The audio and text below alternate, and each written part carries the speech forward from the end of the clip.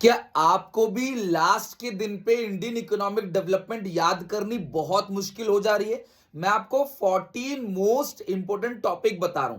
अभी से इन पे काम कर दो, शाम तक अच्छे से एक एक टॉपिक को आपने लिख लेना है, इनकी प्रैक्टिस कर लेनी है। क्वेश्चन आएगा इन्हीं टॉपिक से, पूरा का पूरा इंडियन इकोनॉमी। फिर भी मैं मानता हूं 40 में से आपको 30 नंबर जरूर मिल जाएंगे अगर आप इन 14 टॉपिक्स को याद करके जाते हो तो। क्वेश्चन थोड़ा सा घुमा के पूछेगा, इनडायरेक्ट वे में पूछेगा, बट आपको आंसर यही लिखना है। तो आओ एक एक करके 14 के 14 टॉपिक्स को देखो और नोट डाउन कर दो। रील अच्छी लगे दोस्तों को शेयर करना और फॉलो कर लेना। डेमोग्राफिक कंडीशन बताना है इंडिया का और foreign trade condition eve of independence में।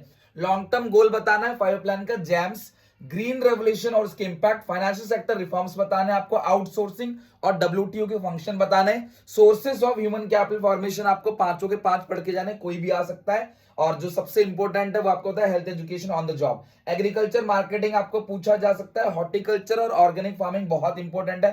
Casualisation, informalisation of workforce, functions of environment, strategies of sustainable development, global warming और एयर पॉल्यूशन से सवाल आ सकता है। चाइना के 5 पॉइंट है ना बेटा, GLF, cultural revolution, dual pricing, SCZ, reform of China. इनमें से कोई भी 5 में से एक या दो आपको आपके पेपर में देखने को मिल सकता है। और लिबर्टी इंडिकेटर और ह्यूमन डेवलपमेंट इंडिकेटर भी बहुत इंपॉर्टेंट है। तो इस सारे के सारे क्वेश्चंस लिख लो, समझ लो। कोई दिक्कत मेरे चैनल पे आ जाओ, मैं सारे क्वेश्चंस करा दूंगा आपको। तो रील को लाइक और शेयर जरूर कर देना और फॉलो कर लेना मेरे पेज को।